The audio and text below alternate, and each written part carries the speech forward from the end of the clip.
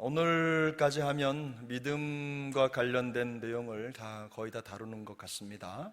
오늘은 믿음이 과연 뭐냐? 믿음이란 신앙의 본체다. 우리 그리스도인들에게 있어서 믿음은 사실상 선택의 문제가 아니죠. 하나님이 우리에게 믿음을 주셨습니다. 우리를 선택하셨고 자녀 삼아 주셨고 우리로 하여금 하나님을 믿는 그 믿음으로 살아갈 수 있도록 길을 열어주셨죠. 그래서 나중에 또 말씀을 드리겠지만 우리에게 믿음은 단순히 어떤 객관적인 사실을 인정하는 게 아닙니다. 성도는 믿음으로 자기의 존재를 인정받습니다. 그래서 믿음은 성도를 성도 되게 하는 방법입니다.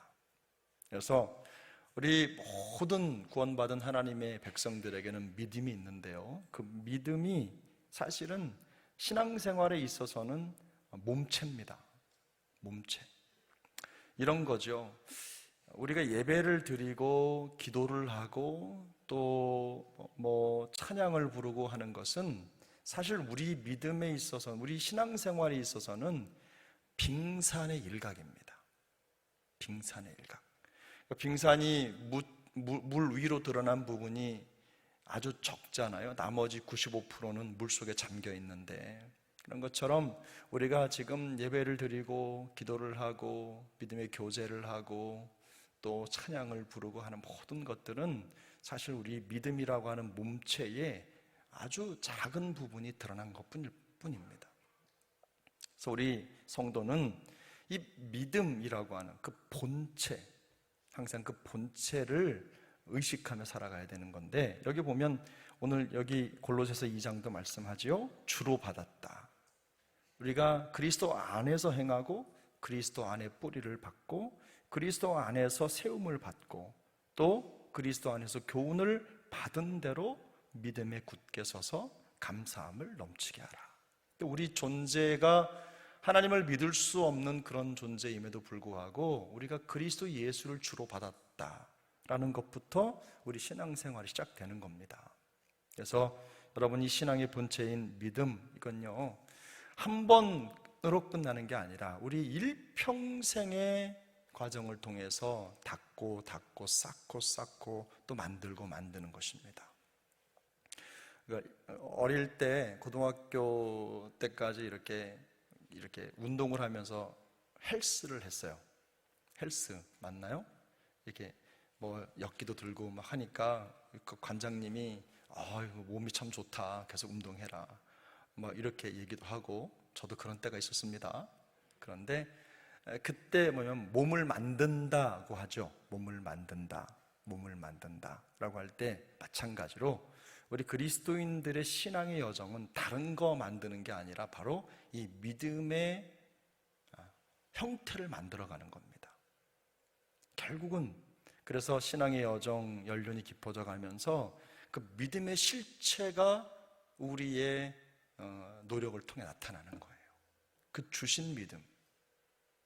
그래서 우리가 그리스도를 주로 받았다라는 사실이 우리를 믿음으로 살게 하는 아주 중요한 원리인데, 이 원리를 중심으로 우리가 그 안에 행하고 그 안에 뿌리를 받고 세움을 받고 받은 교훈대로 믿음에 굳게 서서 감사함을 넘치게 하는 삶, 이것이 한 번에 이루어지겠습니까? 일평생의 작업인 겁니다. 제가 묵상을 해봐도 이 말씀 묵상이라고 하는 게요, 사실은 이게 평생의 작업입니다. 한 번, 두 번 해서 되는 문제가 아니거든요. 한 달, 두 달 해서 되는 문제가 아니에요. 이렇게 피아노 치는 사람들도 하루 연습 안 하면 자기가 알고, 이틀 연습 안 하면 가족이 알고, 3일 연습 안 하면 세상이 안다잖아요. 그런 것처럼 우리도 하나님의 말씀 하루 동행 안 하면 우리가 벌써 알고, 이틀 묵상 안 하고 말씀 떠나 살면 이웃이 알고, 말씀과 상관없이 그저 1주일, 2주일, 3주일 사는 사람들은요 흉내 내는 거 압니다. 말씀 없이 사는 거 표신한다는 거죠.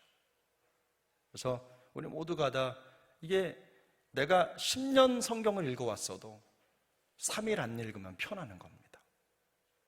그래서 매일 꾸준히 지속적으로 쉼 없이 그 믿음의 여정, 믿음을 갈고 닦는 그 절차 탁마의 과정을 우리가 걸어갈 때 빛나는 믿음의 소유자가 되는 것입니다.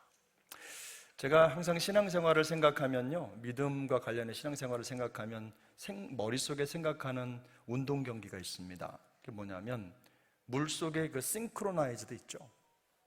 그 여인들이 수영복 입고 이렇게 물 이렇게 하면서 막 이렇게 하는 거 보셨어요? 보셨어요? 근데 그분들이 얼굴로는 웃잖아요. 근데 발은 뭐예요? 밑에서 계속 하지 않으면 꼴까닥 깔아앉는 거예요. 그러니까 위에 올라왔을 때는 막 꽃도 만들고 막 이렇게 하는데 밑에서는 계속 이걸 하고 있는 거예요, 발을. 그 신앙생활이 그런 거예요. 단 한순간이라도 믿음의 발짓을 하지 않으면 우리는 떠 있을 수가 없는 존재라는 거죠. 매 순간 그 믿음으로 세상을 보고 그 믿음의 시각을 갖지 않으면요, 이 육적인 생각과 사고를 버릴 수 없는 존재인 거예요.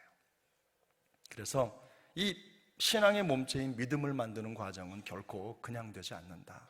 우리의 전생에게 걸린 문제다라는 걸 꼭 기억하시고 일평생 건강한 믿음의 몸체를 만들어가는 우리 모두가 되었으면 좋겠습니다. 이 신앙의 본체인 믿음과 관련해서 기본 의미는 이겁니다. 모든 그리스도인들이 붙잡고 있는 핵심적인 진리의 본체입니다. 믿음이라고 하면 어떤 걸 믿는 것이라고 생각할 수 있지만 나중에 나옵니다만은 사실은 그 믿음이라고 하는 말 속에는요, 진리, 복음 이런 게 다 들어있는 겁니다. 다른 말로도 표현이 돼요. 하나님의 계시를 통해 주신 선물이죠. 그리고 신실한 자들을 통해서 이 믿음이 계승되고 전달이 됩니다. 우리에게 이 믿음의 길을 안내해 준 사람이 있듯이 우리도 누군가에게 이 믿음의 길을 안내해 주고 또 믿음을 전해 주는 거죠. 복음을 전한다 이퀄 믿음을 전한다, 이 똑같은 말입니다. 모든 그리스도인은 믿음에 충실해야 되고 믿음을 위해 싸워야 합니다.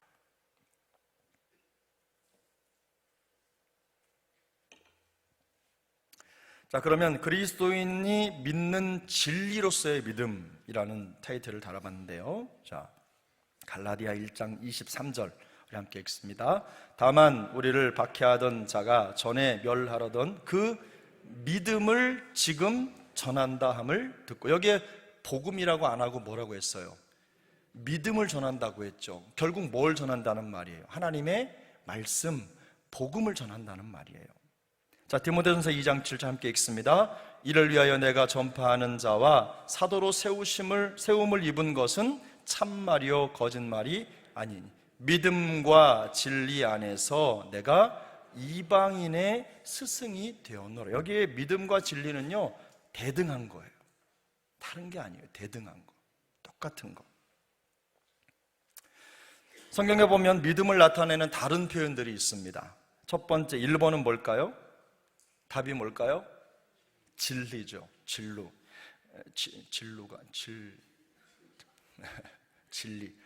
제가 지금 목이 엄청 아프거든요. 근데 진리입니다. 형제들이 와서 내게 있는 진리를 증언하되 내가 진리 안에서 행한다 하니 그랬습니다. 믿음과 연결된 거죠. 이 진리를 표현할 때 믿음 안에서 행한다 라고 표현을 해도 이게 틀리지 않습니다. 그러니까 진리 안에서 행한다, 이 말을 믿음 안에서 행한다 라고 말해도 틀리지 않은 거예요. 성경에는 보면 이 진리라는 말과 믿음이라는 말이 교호적으로 쓰이고 있다는 겁니다. 2번, 사도들의 뭘까요? 가르침. 사도들이 결국 뭘 가르쳤습니까? 진리를 가르쳤죠. 뭘 가르쳤을까요? 믿음을 가르친 거예요. 여기 보면 그들이 사도들의 가르침을 받아 그랬는데요. 이 표현은 뭐냐면 진리를 배우는 사람들이 여기에 완전히 헌신됐다는 뜻입니다. 그래서 이 진리를 단순히 가지고만 있는 게 아니라 이걸 어떻게 해요? 살아내는 거예요. 그 가르침대로 살기 위해서 자기를 거기에 어떻게 해요? 제물로 드렸다 이 말입니다. 이런 의미가 거기에 담겨 있어요. 세 번째 뭘까요? 빌립보서 1장 7절. 내가 너희 무리를 위하여 이와 같이 생각하는 것이 마땅하니 이는 너희가 내 마음에 있음이며 나의 매임과 복음을 변명함과 확정함에 너희가 다 나와 함께 은혜에 참여한 자가 됩니다. 여기에 지금 바울이 뭐냐면 나의 매임과 내 신앙을 변명함 이렇게 말하지 않고 뭐라고 했어요? 복음이라고 했죠. 그래서 지금 바울이 말하는 것은 복음이지만 이건 결국 바울의 믿음이죠. 믿음. 똑같은 내용입니다. 4번입니다. 부탁한 뭘까요? 아름다운 것입니다. 아름다운 것. 그래서 너희는 우리 디모데후서 1장 13, 14절을 함께 읽습니다. 너희는 그리스도 예수 안에 있는 믿음과 사랑으로서 내게 들은 바 바른 말을 본받아 지키고 우리 안에 거하시는 성령으로 말미암아 내게 부탁한 아름다운 것을 지키라. 아름다운 것이 결국에는 믿음입니다. 성경에는 이렇게 믿음에 대해서 다르게 표현하는 표현들이 많이 있습니다. 또 뿐만 아니라 성경을 읽어보면 신약 위주로 제가 이게 답을 적었지만 믿음의 내용을 표현하고 또 성경이 믿음을 가진 사람들에게 단지 믿는 그 자리에 그대로 있으라 이게 아니라 계속해서 믿음의 진보를 이루라고 하는 격려를 그리고 일종의 이런 겁니다. 내가 이미 믿음을 가지고 살아가는데 달리는 말에 채찍질한단 말이 있죠. 그런 것처럼 믿음을 가지고 있는데 그런데 더 굳센 믿음을 가져라. 더 견고해져라. 그리고 믿음 안에서 참아내라. 이런 격려를 정말 많이 해야 한단 말이죠. 그래서 제가 항상 드린 말씀대로 자, 우리가 초보 신앙으로 믿음의 구원을 받는 거 맞습니다. 그런데 우리는 하나님이 우리를 있는 모습 그대로 받아주세요. 여러분 이거 믿으시면 아멘입니다. 그런데 하나님이 제일 안타까운 모습이 뭐냐면 10년이 지나도 20년이 지나도 30년이 지나도 그 모습 그대로 있는 거예요. 부르실 때 모습 그대로. 이건 아니라는 거죠. 처음에 하나님이 우리를 있는 모습 그대로 받아주시면 그 다음부터는 끊임없이 믿음의 연마의 과정을 가야 될 책임이 우리에게 있어요. 그래서 처음과 다른, 어제와 다른 오늘, 오늘과 다른 내일을 기대하는 믿음의 삶을 준비하고 만들어가는 게 성도의 삶입니다. 그래서 보면 이 믿음의 내용과 진보를 독려하는 성경의 표현들이 있습니다. 첫 번째는 예수 그리스도의 죽음과 부활을 통해 드러난 이 복음을 확신하는 것. 매번 복음을 드러내고 또 보여주는 것. 사도행전 2장 한번 같이 읽어보겠습니다. 이스라엘 사람들아 너희도 아는 바와 같이 하나님께서 나사렛 예수로 큰 권능과 기사와 표적을 너희 가운데 베푸사 그가 하나님께서 정하신 뜻과 미리 아신 대로 내준 바 되었거늘 너희가 법 없는 자들의 손을 빌려 못 박아 죽였으나 하나님께서 그를 사망의 고통에서 풀어 살리셨으니 이는 그가 사망에 매여 있을 수 없었습니다. 이게 뭡니까? 복음의 내용이죠. 그리스도의 삶과 생애입니다. 사역입니다. 십자가의 죽으심과 부활이에요. 이걸 그대로 고백하고 있는 겁니다. 두 번째는 구원이 필요한 죄인임을 늘상 고백하는 것도 믿음의 표현입니다. 바울은 믿음에 있어서는 선생님이잖아요. 어떻게 하나님을 믿는지, 어떻게 신앙생활을 하는지 누구보다 정말 잘 아는 사도입니다. 그런데 어떻게 고백합니까? 함께 읽습니다. 믿보다 모든 사람이 받을 만한 이 말이요 그리스도 예수께서 죄인을 구하시려고 세상에 임하셨다 하였도다.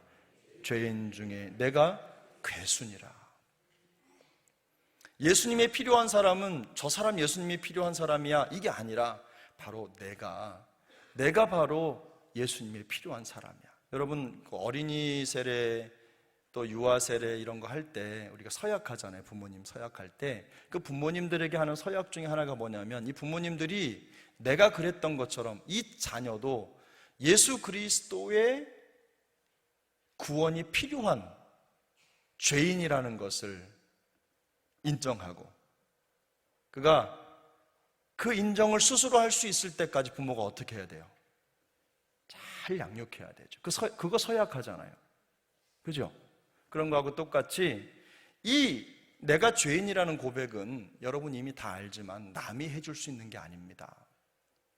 근데 어느 순간 잊어버려요. 이게 한 번만 이런 고백을 하는 게 아니라 사실 우리는 매번 죄를 먹고 마시기 때문에 매 순간 말씀 앞에서 내가 죄인 중에 괴수라는 이 고백을 할 수 있어야 됩니다. 이게 믿음의 고백이에요. 믿음의 고백이에요. 자, 3번입니다. 믿음에 뭘 이루라 일 것 같아요. 믿음의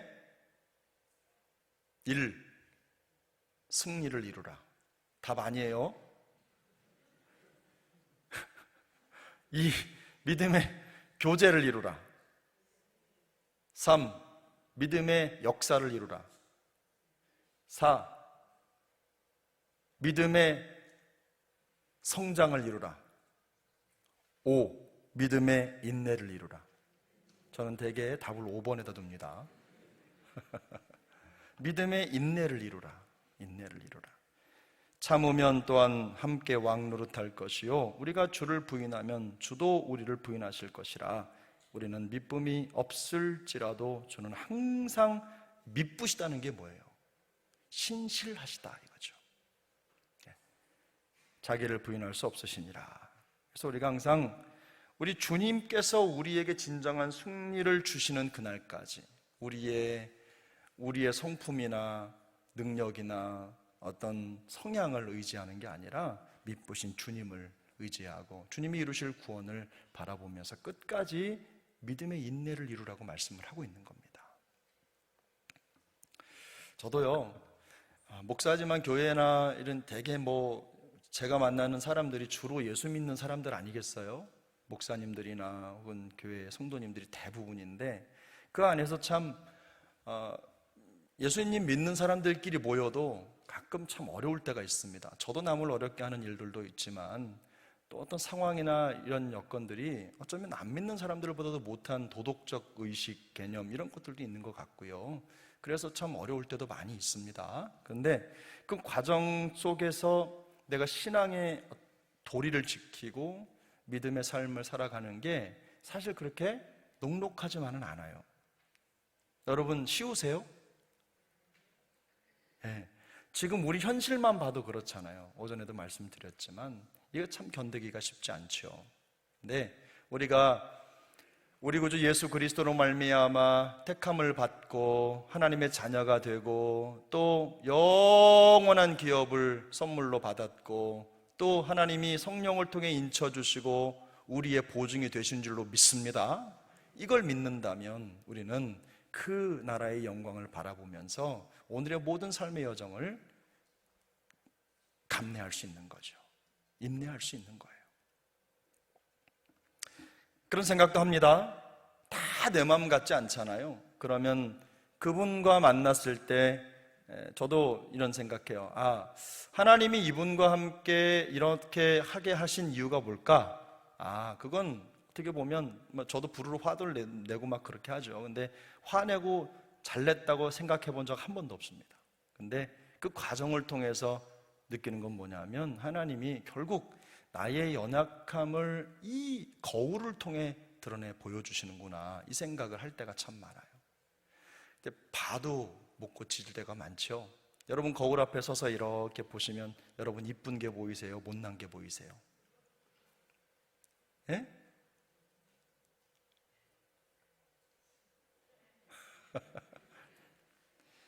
사람이 항상 자기를 거울에 비춰보다 보면요 눈이요 항상 보는 데만 봅니다. 그래서 가끔은 남들이 봐주는 것도 중요해요.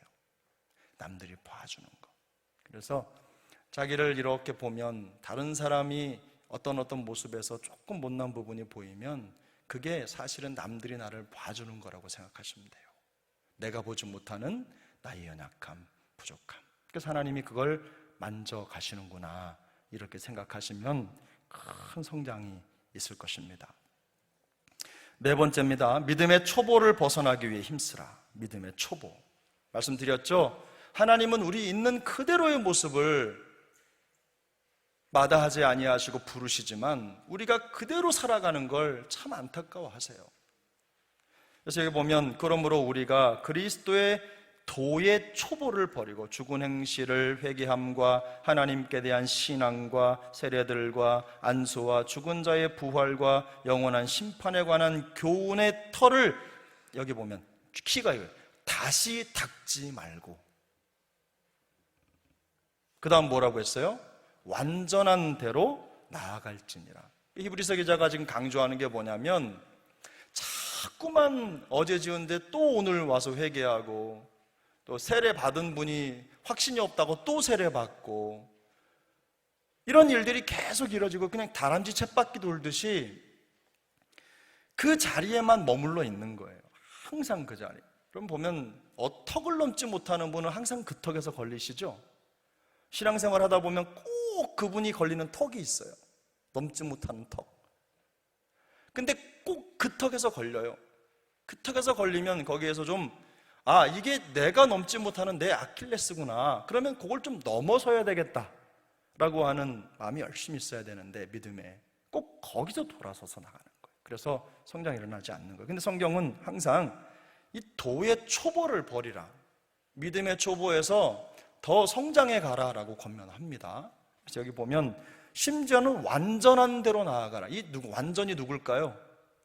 결국 히브리서 기자의 의도는 뭐냐면 성도의 목표는 완전하신 그리스도 예수를 본받는 데까지 가는 것이다. 이 얘기를 하고 있는 겁니다. 그래서 믿음의 최종 종착지는 어디예요? 예? 끝이 없죠 뭐 여기서는. 그죠? 우리가 이 땅에서 예수님을 온전히 다 닮을 수 있습니까? 하나님 나라에 들어가서도 믿음은 계속되는 거예요. 그죠? 근데 이 땅에서는 사실 도토리 키재기지 조금 차이가 있을 뿐인 거지 하나님의 시선에서 보면 다 거기서 거기인 건데 우리에게 주어진 믿음의 여정에서 과거의 나의 초보의 수준이 있었다고 한다면 오늘 또 나의 내일 또 나의 내년은 오늘 올해보다는 이번 달보다는 더 성숙한 모습으로 나아가는 것이 하나님 뜻이다 하는 걸 기억하시고 그 믿음의 진보를 위해서 애쓰시기를 축복합니다. 자, 믿음의 원천은 뭡니까? 믿음의 원천과 전달 1번. 믿음은 누가 주셔요? 하나님이 주신다. 이건 다 아시는 거예요. 그죠? 여기 갈라디아 1장에도 보면 뒤쪽에 보면 이게 사람에게 받은 것도 아니고 배운 것도 아니고 오직 예수 그리스도의 뭘 통해서? 계시로 말미암은 것이다. 믿음이 그렇다는 거예요. 그래서 믿음이 성장하려면 옆에 있는 지체와 많이 대화를 나누시면 믿음이 성장하는 게 아닙니다. 말씀을 읽으셔야 돼요. 하나님 말씀을. 자, 2번. 믿음은 사도와 교사들을 통해 전달된다. 요즘으로 말하면 이게 이제 성경 교사나 또 믿음의 선진들, 또 믿음의 훌륭한 선대들, 또 확신 있는 믿음의 사람들을 통해서 믿음이 선포되고 드러나는 거죠. 믿은 말씀의 가르침을 그대로 지켜야 하리니 이는 능히 바른 교훈으로 권면하고 거슬러 말하는 자들을 책망하게 하려 함이라. 그 다음에 사도행전 4장 20절 우리는 보고 들은 것을 말하지 아니할 수 없다 하니 이게 누구의 고백입니까? 베드로와 요한 그리고 제자들이 막 말씀을 전파했습니다. 그러니까 사도행전 4장에 보면 어떤 일이 벌어졌죠?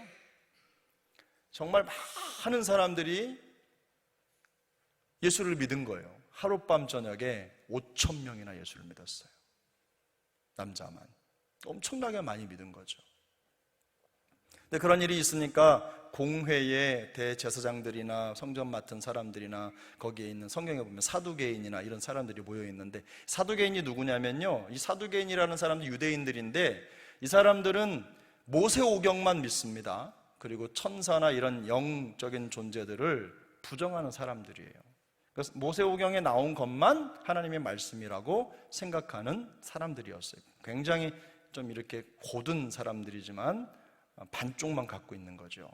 근데 이런 사람들이나 무슨 사람들이 모여가지고 어떻게 예수님의 이름으로 가르치고 막 이러는데 그런 일이 일어났는가, 사도들을 불러가지고 얘기를 했어요. 그래서 얘기를 막 하는데, 막 하다가 마지막에 이제 이 과정에서 어떤 중요한 말이 나오냐면, 사도행전 4장 12절에 보면 천하 만민에게 다른 이름을 준 적이 없다, 구원을 받을 만한 다른 이름을 준 적이 없다, 오직 누구만, 예수님만이 구원받을 이름이다, 이 얘기, 그 고백이 나오고, 그 뒤쪽에 보면 어떤 얘기가 나오냐면, 이래서 이 공회 사람들이 나가서 너희는 이제는 예수의 이름으로 아무것도 하지 마라, 이렇게 금지령을 내렸어요.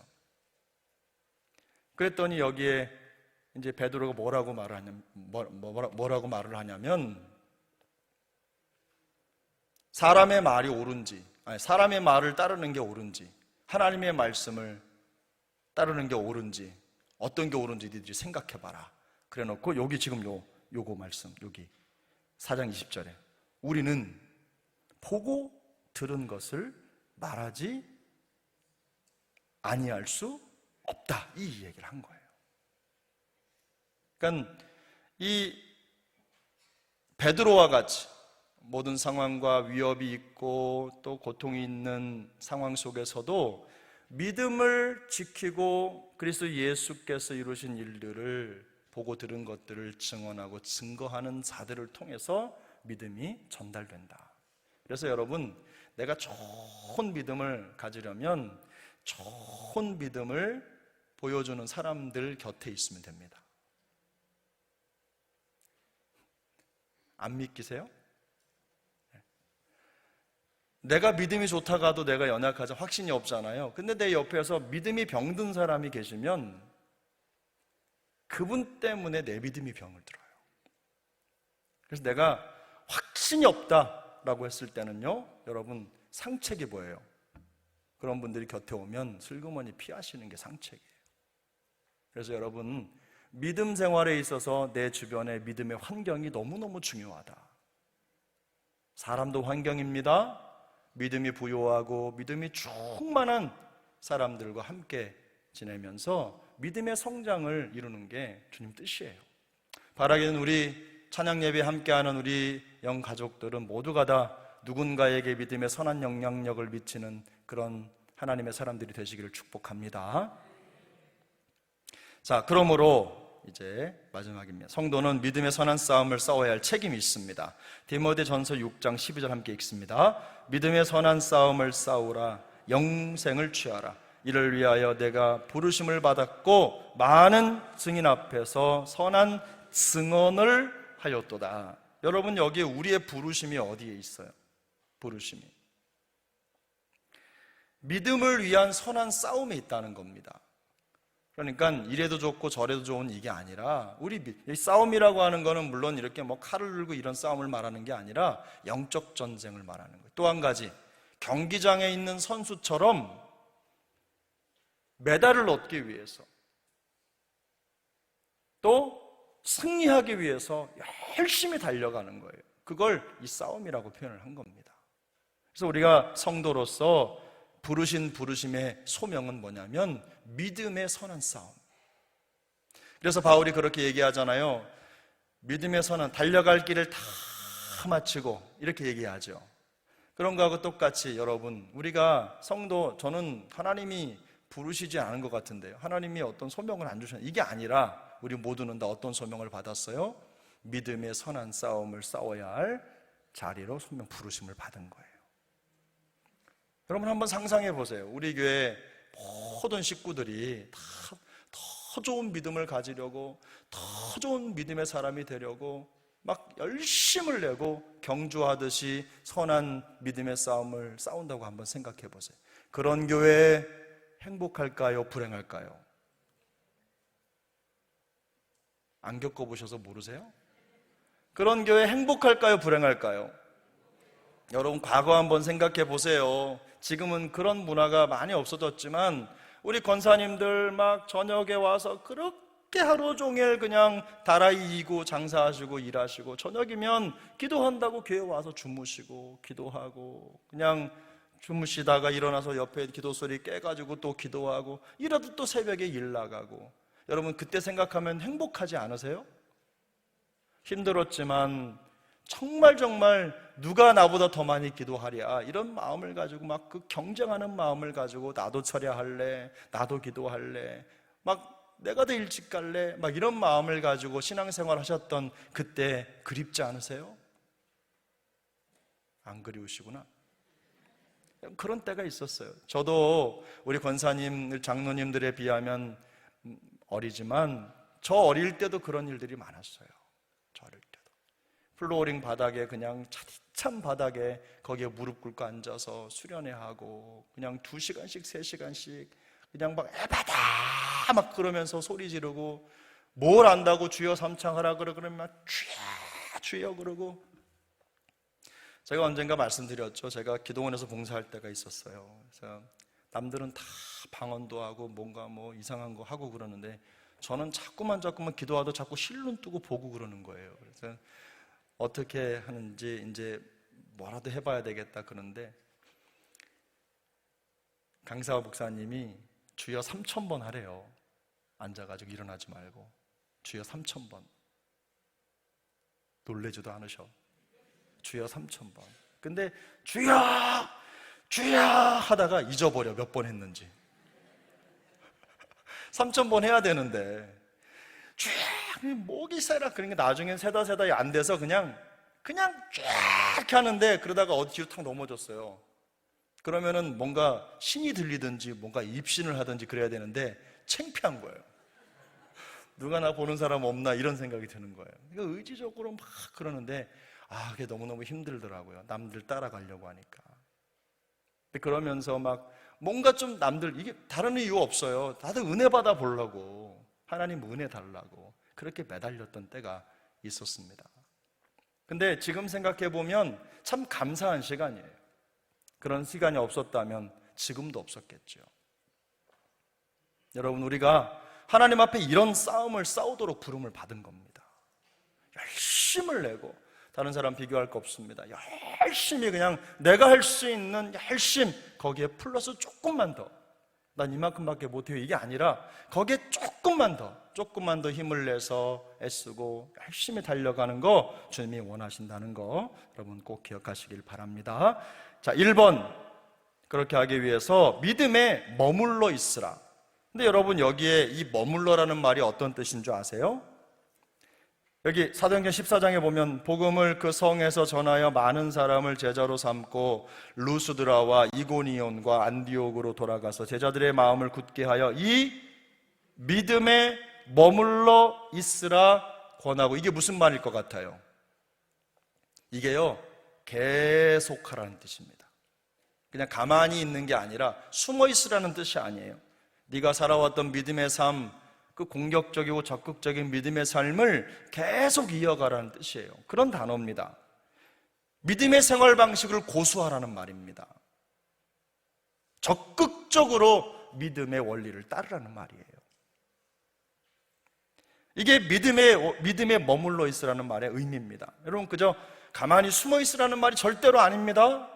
하나님 앞에서 적극적으로 이 믿음의 삶을, 믿음의 방식을 고수하고 믿음의 자리를 지키라는 말이에요. 두 번째, 믿음 안에서 강건하라. 이건 두말할 것도 없습니다. 뿌리를 박으며 세움을 받고 교훈을 받은 대로 믿음에 굳게 서서. 왜 안 힘들겠습니까? 왜 어렵지 않겠습니까? 그러나 믿음에 굳게 서서. 3번, 믿음을 위해 싸우라. 말씀드렸죠? 여기 그리스도의 복음에 합당하게 생활하라, 이 말은 뭐라면, 합당하게 생활하라 이 말은 하나님의 나라의 시민답게 살아라 이 말입니다. 세상이 아니라 하나님의 나라에 속한 하나님의 백성답게 살아라 이 말입니다. 4번, 진리를 어떻게 하라? 증거하라. 우리 찬양 예배 오시는 우리 가족들, 우리 식구들은, 세종강 식구들은 여러분 이 말씀 꼭 기억하십시오. 베드로전서 3장 15절에 너희 마음에 그리스도를 주로 삼아 거룩하게 하고 너희 속에 있는 소망에 관한 이유를 묻는 자에게는 대답할 것을 어떻게 하라고 했어요? 항상 준비하되 온유함과 두려움으로 하고. 이게 무슨 말입니까? 여러분, 제가 전도를 하지 못하는 이유가, 우리 성도님들이 전도를 하지 못하는 이유가 뭐냐면요, 무장이 안 됐기 때문에 못하는 거예요. 구원에 확신이 없기 때문이 아닙니다. 내가 구원받았는지 안 받았는지 모르기 때문에 전도를 못하는 게 아니에요. 구원받았는데, 그런데 복음으로 무장이 되어 있지 않은 거예요. 우리 무장이라는 게 뭐죠? 장로님? 이 뭐죠? 일발장전.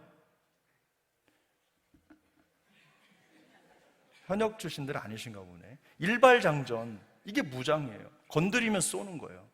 방아쇠에 손가락 올려, 이런 것처럼 준비되어 있는 거예요.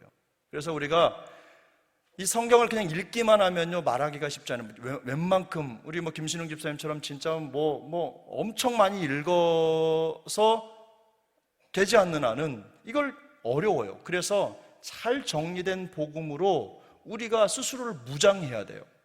누르면 나올 수 있도록 암송해야 돼. 그래서 전도 폭발 훈련을 받으면요, 복음 전문을 암송시킵니다. 처음부터 끝까지.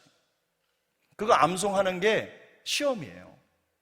그래서 그걸 한번 하고 나면 희한하게요, 자신감이 생겨요. 제가 어릴 때 CCC 활동을 좀 했어요. 근데 순장이 되려면 사형리를 다 외워야 돼요. 사형리를. 그냥 안 보고 줄줄줄 해야 되는 거예요. 사형리에 대해 들어보셨습니까? 자연계의 자연법칙이 있듯이 하나님과 사람 사이에도 영적인 법칙이 있습니다. 제1원리. 하나님은 당신을 사랑하십니다. 이러면서 줄줄줄줄줄 외워야 되는 거예요. 거기밖에 생각이 안 나요. 그렇죠? 그렇게 하면서 막 복음 전문을 외우면요, 희한하게 내가 천군만마를 얻은 것처럼 든든해지고 누구에게 말하고 싶은 거예요. 복음을 누구에게 전하고 싶은 거예요. 뭐라도. 그런데 그게 안 되면 자꾸 도망 다녀요. 그래서 우리 교회 이 찬양 예배 오시는 여러분들은 적어도 우리 교회 진성 교우들 아니십니까? 그러면 여러분이 복음의 무장을 가지셔야 돼요. 할렐루야. 앞으로 그렇게 복음 무장의 시간을 가질 겁니다. 여러분, 꼭 전도하러 가는 분만 전도 폭발 훈련 받는 거 아닙니다. 모두가 다 이 복음의 무장을 하면 여러 가지 좋아요. 나도 강해지고, 또 누군가에게 언제든 복음을 말할 수 있고, 대화를 하다 보면 자연스럽게 예수 그리스도의 보혈의 능력을 내가 선전하고 있는 거예요. 그게 무장입니다. 그래서 대답할 것을 항상 준비하는 여러분 되시기를 바랍니다. 5번째, 깨끗한 양심을 가지라. 여러분, 이 깨끗한 양심이라는 게 뭐예요? 깨끗한이라는 건 말 그대로 불순물이 섞이지 않았다라는 말의 뜻입니다. 양심이라는 건 뭐예요? 옳고 그른 것을 분별하는 장소인 거예요, 이 양심이라는 게. 그래서 우리가 그런 말 많이 하잖아요. 저 사람 양심도 없어. 이건 뭐예요? 이게 뭐예요? 양심도 없어? 알긴 알겠는데 뭐라고 말씀 못 하시겠죠? 기준이, 우리가 생각하는 상식적인 기준 이하의 행동을 하는 사람을 저 사람 양심도 없어? 이렇게 말하는 거예요. 그죠? 옳고 그름의 기준. 근데 이 양심이 그리스도인들은요, 사람의 기준에 의존한 게 아니라 하나님의 말씀의 기준에 따라서 이 양심의 옳고 그름을 결정하는 사람들인 거예요. 이게 깨끗한 양심이에요. 그래서 하나님의 말씀에 복종하는 양심, 이게 여기서 말하는 깨끗한 양심의 의미입니다. 여러분, 저는요, 이 양심이 마음의 문제인데, 마음의 문제를 참 중요하게 항상 다루는데, 지금까지 말씀드렸죠. 믿음은요, 우리를 그리스도의 사람이 되게 하는 방법이에요. 이게 너무너무 중요한 거예요. 근데 단순히 정보나 지식을 인정하는 게 아니죠. 여러분 알고 있는 대로 가룟 유다도 열심히 있었어요. 그렇게 되기까지 예수님 곁에서 열심히 듣고 배웠어요. 마귀도 열심히 있습니다. 하나님을 인정합니다. 말씀을 사용할 줄 압니다. 잘못 사용해서 그렇지. 차이가 뭐예요? 우리는 가룟 유다나 마귀에게 믿음이 있다고 말하지 않잖아요. 근데 우리가 있는 이 잘못된 모습은 뭐냐면, 말씀은 인정하지만 하나님을 믿는 믿음과는 거리가 먼 거예요. 우리가 믿음 생활 한다는 건요, 단순히 이렇게 정보를 갖는 게 아니에요. 그래서 로마서 10장 10절을 보면, 사람이 마음으로 믿어 의에 이른다 그랬죠. 그 다음에 입으로 시인하여 구원을 받는다. 근데 여기 입으로 시인하는 건요, 마음으로 믿는 것의 결과죠. 입으로 시인해서 마음으로 믿는 게 아니에요. 마음에 있는 확신이 뭘로? 입으로 시인으로 나타나는 거예요. 그래서 이 마음이라고 하는, 이 로마서에 나와 있는 이 마음이라고 하는 것은 뭐냐면요, 믿음의 처소죠. 믿음의 처소예요. 그래서 이 마음이 뭐냐? 그 사람의 존재의 중심이라고 하는 거예요. 마음이 그토록 중요한 겁니다. 그래서 우리가 입으로 하나님을 믿는다고 말한다고 해서 예수님을 믿는 게 아니라 그 사람 행동을 보면 정말로 그 마음속에 하나님을 믿는지 안 믿는지를 알 수 있죠. 이 마음은요, 생각이 만들어지는 장소잖아요. 그래서 여러분, 내가 하는 생각이나 내가 하는 행동을 가만히 보면 그 마음 속에, 그 마음의 가치가, 주인이 누구인지를 금방 알 수 있어요. 내 언어 한마디, 말 한마디. 그래서 여러분, 우리 안의 마음에서는요, 이 가치에 따라서 선택하고 결정하는 일들이 수없이, 하루에도 수백 번, 수천 번 일어나는 거예요. 성령을 따라 행하면 성령의 결정을 따라가는 거고, 그렇지 않으면 육신의 결정을 따라가는 거예요. 마음이 그만큼 중요한 거예요. 그래서 이 마음으로 믿어 의에 이른다는 건 뭐냐면요, 진정한 신앙 고백이 그 마음의 확신에 근거한다는 뜻입니다.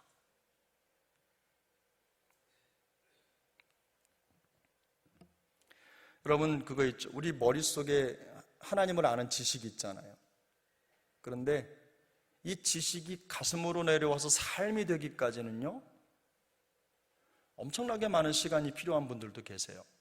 사실 이거 제 뺨이 한 26cm 되니까 해봐야 한 4, 50cm 되겠습니까? 여기서 여기까지? 근데 여기서 여기까지 내려오는데 30년 걸리는 분도 계세요. 이 가까운 거리가 아니라고요. 평생 안 되는 분도 계세요. 근데 어떤 분들은 아무것도 안 가진 것 같은데 그냥 들으면 그게 삶으로 나타나고, 고백으로 나타나고, 하나님을 믿는 믿음으로 나타나고, 그게 진정한 믿음이죠. 여러분, 믿음 잘하게 하는 방법 제가 알려드릴게요. 믿음 잘하게 하는 방법, 이게 엄청 간단한데요, 제가 그냥 이런저런 생각하다가 믿음이 이렇게 잘하는구나 생각했어요. 자, 여러분, 믿음의 처소가 어디예요? 마음이죠. 근데 믿음이 자라는 방법이요, 이상하게 식물 키우는 거랑 비슷해요.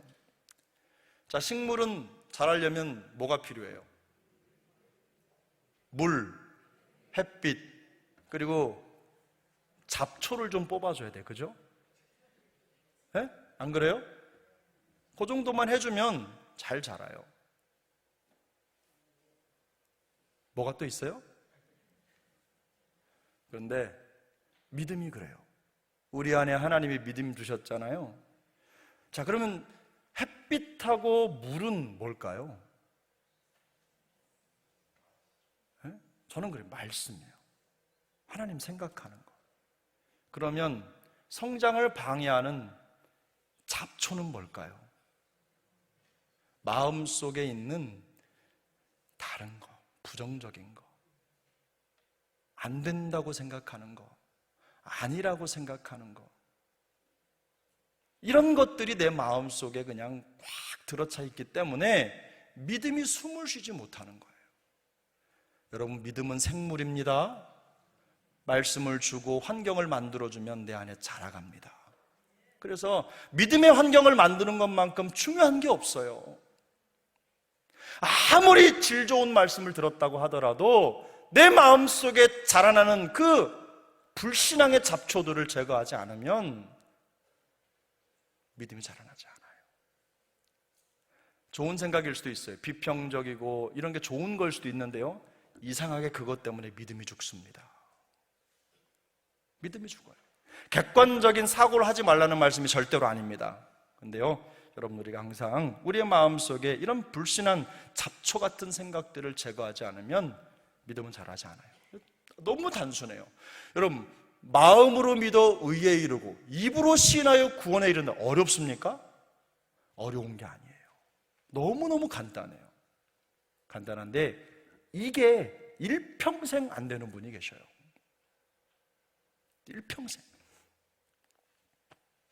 사랑하는 여러분, 우리는 마음으로 삽니다. 그래서 성도들은요, 전 제자훈련 말씀 많이 드리잖아요. 다른 거 아니거든요. 제자훈련은요, 결국 마음훈련이에요. 마음훈련. 말씀을 더 가르치고 이런 거 아니에요. 기본적으로 기본적인 것들 들어가지만 사람이 배워서 사람 되는 게 아닙니다. 마음을 다스려야 하는 거죠. 우리가 신앙생활하면서 일평생 해야 될 작업은 뭐냐면요, 내 마음의 땅이 굳어지지 않게 하는 거예요. 말씀의 쟁기를 깊이 박아서 그 땅을 갈아엎는 거, 이게 훈련이에요. 그 일을 해야 믿음이 성장합니다. 아멘? 여러분, 그렇습니다. 여러분, 그래서 우리가 신앙훈련이라고 하는 건 결국 마음의 훈련이다. 심령이라고 하잖아요. 심령. 심령. 영어로는 그냥 spirit, 영이에요. 영. 우리 마음. 이건요, 그렇게 이런 과정을 통해서 만들어지는 거예요. 여러분, 육체가 우리를 압도하는 게 아니라 영이 우리를 압도합니다. 마음이 우리를 압도합니다.